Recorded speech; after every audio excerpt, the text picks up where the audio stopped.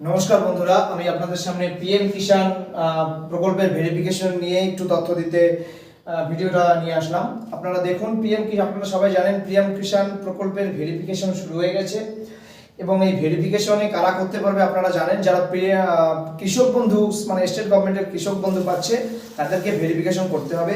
কেউ যদি সেন্ট্রাল গভর্নমেন্টের পিএম কিষাণ পায় তার দরকার নেই করার, এবং কেউ যদি পিএম কিষাণ কৃষক বন্ধু দুটোই পান তাহলেও তাদের করার দরকার নেই। যারা কৃষক বন্ধু পাচ্ছেন তাদেরকে করতে হবে। এবার কি দেখুন, এটা একটা ফর্ম। এই ফর্মটা কিভাবে ফিল আপ করবেন, আমি আপনাদের অনেকের বলছেন কিভাবে ফিল আপ করবেন, এটা দেখিয়ে দিচ্ছি। তার আগে একটু বলে দিই ফর্ম ফিল আপের পর কোথায় জমা দেবেন।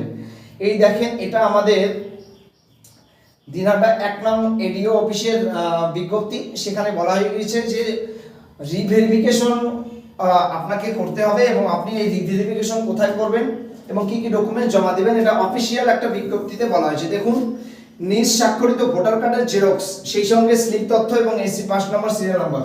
মানে আপনাকে কি করতে হবে, ভোটার কার্ডের জেরক্স দিতে হবে, এবং যেহেতু ফর্মের মধ্যে part number, AC number, serial number চাই, তার জন্য আপনি যে ভোট দিয়েছেন, যে স্লিপ দিয়েছে সেটা যদি থাকে সেটা জেরক্স করে দিন, সেখান থেকে পারবেন।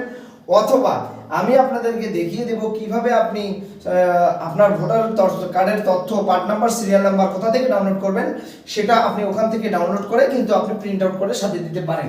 নিঃস্বাক্ষরিত আধার কার্ডের জেরক্স, মোবাইল নাম্বার সংযুক্ত আধার কার্ড লাগবে, তাতে মোবাইল নাম্বার সংযুক্ত, ডিবিটি লিঙ্কযুক্ত সিঙ্গেল সেভিংস পাসবই, জিবিটি লিঙ্কযুক্ত ব্যাংক অ্যাকাউন্ট লাগবে। এবং এখানে মনে রাখবেন যে আপনার কিন্তু জয়েন্ট অ্যাকাউন্ট থাকলে চলবে না।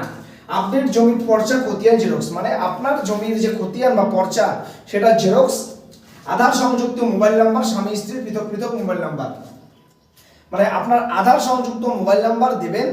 এবং আপনাকে দেখেন ফর্মে আপনারা নিশ্চয়ই দেখেছেন যে কোথাও যদি বেনিফিশিয়ারি স্বামী হয় তাহলে স্ত্রীর ডিটেলস দিতে হচ্ছে, বেনিফিশিয়ারি যদি স্ত্রী হয় মানে কৃষক বন্ধু পায় তাহলে স্বামীর ডিটেলস দিতে হচ্ছে। তার মানে আপনাকে স্বামী স্ত্রী দুজনেরই আলাদা আলাদা ফোন নাম্বার দুটো কিন্তু দিতে হবে। এরপর কোথায় জমা করবেন, দেখেন আপনি দেখিয়ে দিচ্ছি কোথায় জমা করবেন। বলা হয়েছে আমাদের দিনহাটা 1 ব্লকের আন্ডারে যে 16টা গ্রাম পঞ্চায়েত রয়েছে, সেই 16টা গ্রাম পঞ্চায়েতে নির্দিষ্ট গ্রাম পঞ্চায়েতে আপনি কিন্তু ফর্ম জমা করবেন।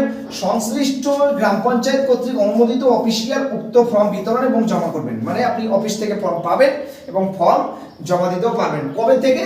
13 তারিখ থেকে 17 তারিখ পর্যন্ত, সকাল 11টা থেকে 4টা পর্যন্ত। এইভাবে আমি আপনাদেরকে বললাম যে কিভাবে কোথায় ফর্ম জমা দেবেন, কি ডকুমেন্টস সাথে দেবেন, আপনারা দেখে নিলেন।